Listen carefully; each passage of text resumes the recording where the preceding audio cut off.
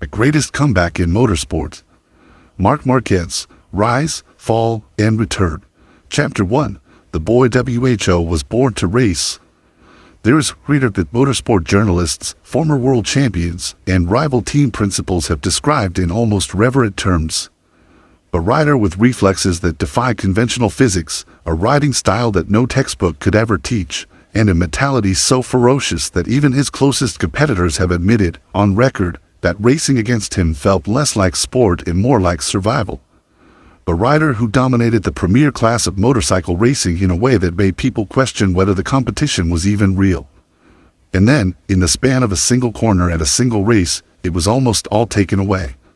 Not slowly, not gradually, all of it, at once. Here's what makes this story so extraordinary. The collapse wasn't metaphorical.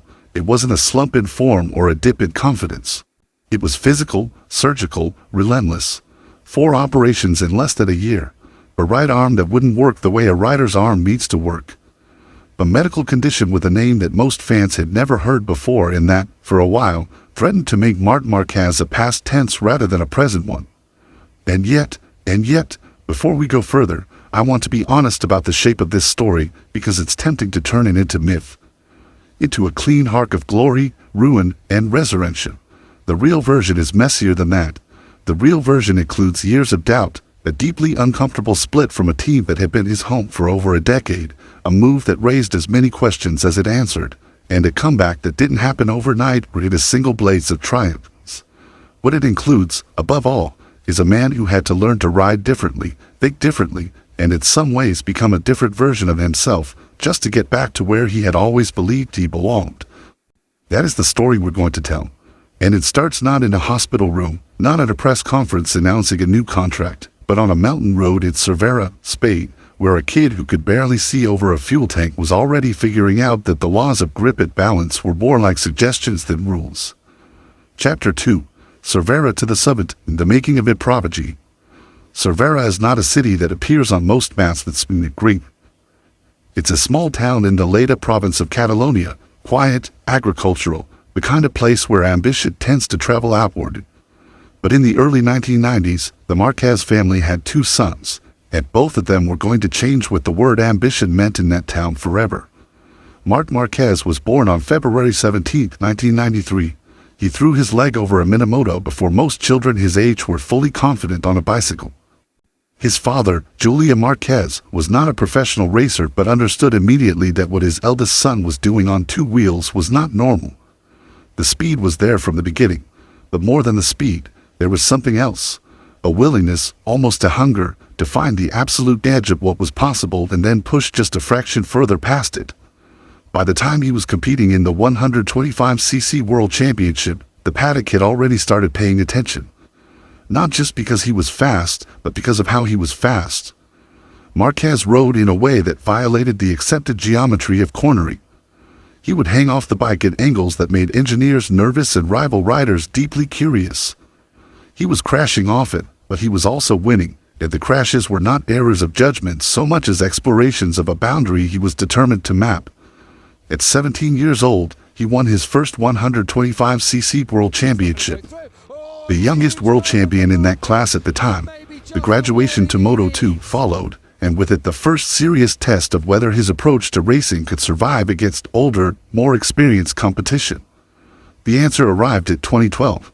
He won the Moto2 World Championship, again in statistically dominant fashion, and the conversation in the paddock shifted from is this kid talented to how soon before he becomes the best rider in the world. The question turned out to have a very short answer. In 2013, Repsol Honda handed a 20-year-old Marc Márquez a factory MotoGP ride alongside the reigning world champion, Dani Pedrosa. What happened next is one of the most startling debut seasons in the history of the series. He won 6 of the first 9 races. He made mistakes, certainly, but he made them at a pace that nobody could match. By the end of the season, he had done something that had never been done before. He became the youngest MotoGP world champion in history, not by a narrow margin in the standings, by winning 10 races, by seizing a championship in his first full season on a premier class machine.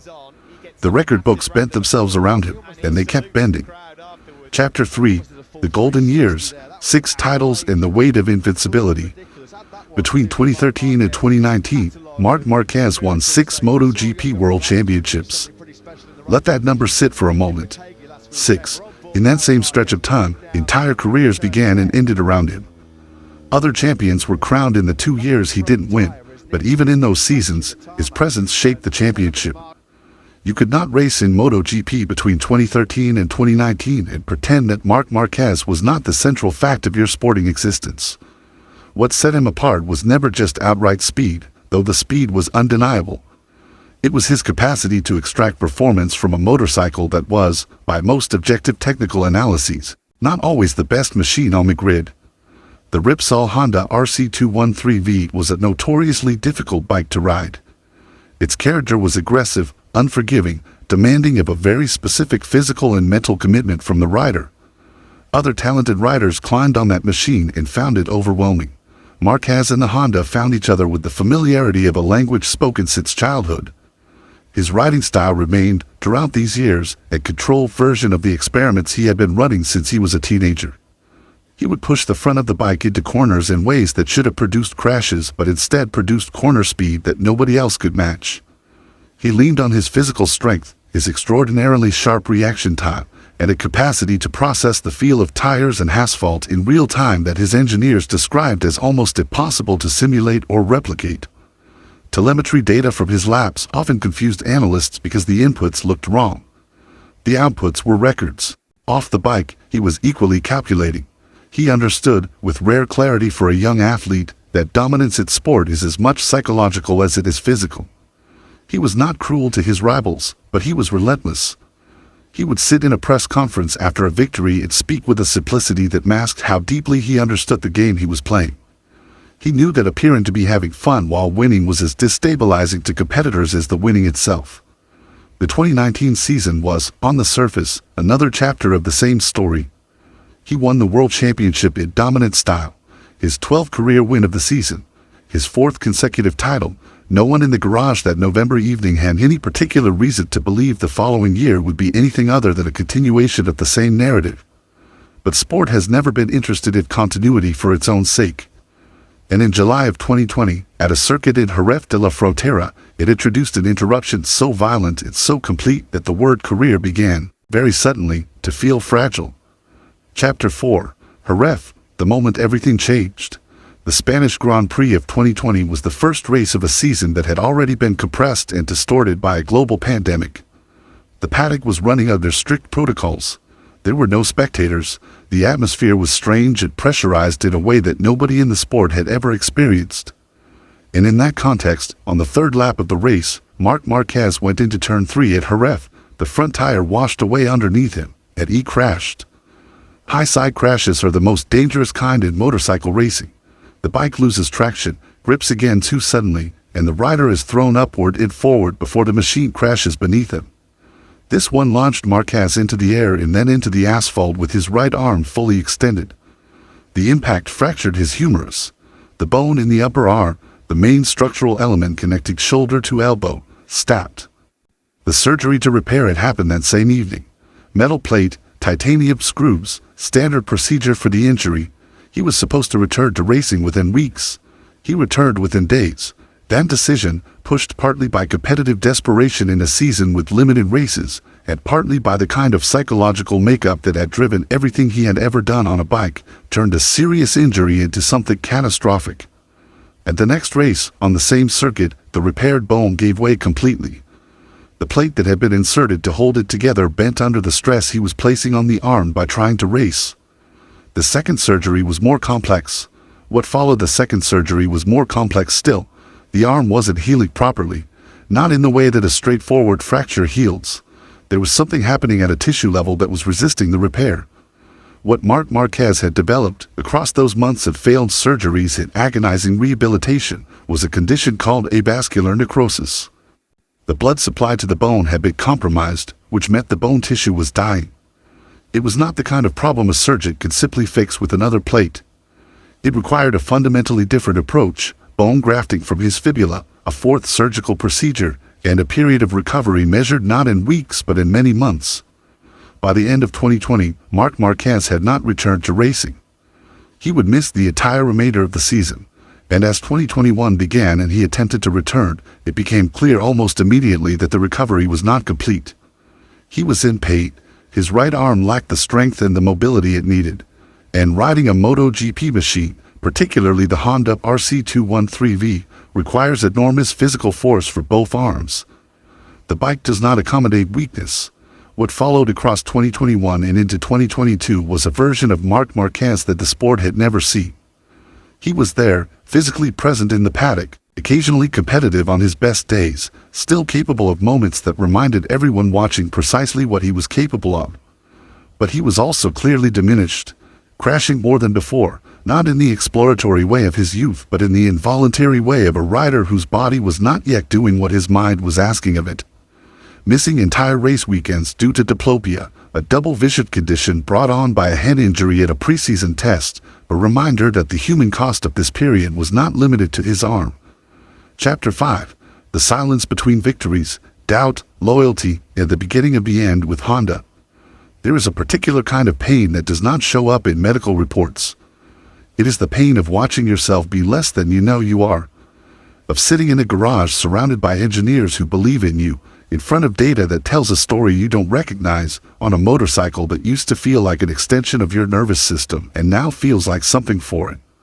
Between 2021 and 2022, Marc Márquez won races. He was not done as a competitor. There were flashes, a wet race in Germany, a performance in the Americas where the specific demands of the circuit seemed to temporarily neutralize the physical limitations he was managing, that silenced the people who had begun to write him off. But those flashes only made the valleys harder to explain. The pattern was inconsistent in a way that his career had never been inconsistent. His relationship with Honda during this period was, by the accounts of people close to both parties, increasingly complicated. The Honda was not just difficult to ride, it was arguably getting harder. As other manufacturers poured resources into their machines, the RC213V had begun to fall behind the competitive frontier in ways that went beyond any single rider's ability to compensate. Fabio Quartararo was winning championships on a Yamaha that prioritized stability. Pecco Bagnaia was winning on a Ducati that had become the most technologically sophisticated package in the paddock. Honda's strengths were increasingly aligned with a riding style that demanded physical sacrifice that only Márquez, in his best condition, had ever been truly willing to make. The loyalty question loomed over everything. Marc Márquez had been with Repsol Honda since 2013. The partnership had produced everything. 6 world championships, records that will not be broken quickly, a mutual identity that went beyond contract terms and into the deeper territory of how each party understood their own legacy. Leading Honda was not a normal business decision. It was a rupture in a shared story. By the middle of 2023, it was becoming impossible to ignore what the results were saying. In a season where Ducati machinery was occupying most of the top positions on a weekly basis, where riders half a decade younger than Márquez were fighting for the title, the Repsol Honda was simply not providing a platform competitive enough to allow him to show whether he had fully recovered. He finished 6th in the championship. The headline number, 6, masked how many of those points had come from extraordinary individual performances dragging an insufficient machine to places it had no right to reach. The announcement came in November of 2023. Marc Márquez would leave Repsol Honda at the end of the season. 11 years, 8 world championships, 6 of them in MotoGP. And now, for the first time since his debut, he was going somewhere else. He was going to Ducati. Not to the factory Ducati team, not immediately, but to the Gresini Racing Squad, a satellite operation running year-old factory Ducati machinery. The paddock reaction was a mixture of fascination and skepticism in roughly equal measure. The fascination was obvious. Marc Márquez on a Ducati was a sentence that generated its own electricity just by existing. The skepticism was also obvious. Would a rider who had spent his entire career on a Honda, who had built his technique and his physical conditioning around the specific demands of that machine, be able to adapt to a motorcycle with an entirely different philosophy? And was a satellite team, even one with good machinery, a realistic platform for a return to championship contention? Those were legitimate questions, but they were being asked by people who had perhaps forgotten, or perhaps never fully understood, what Marc Márquez's relationship with adversity actually looked like.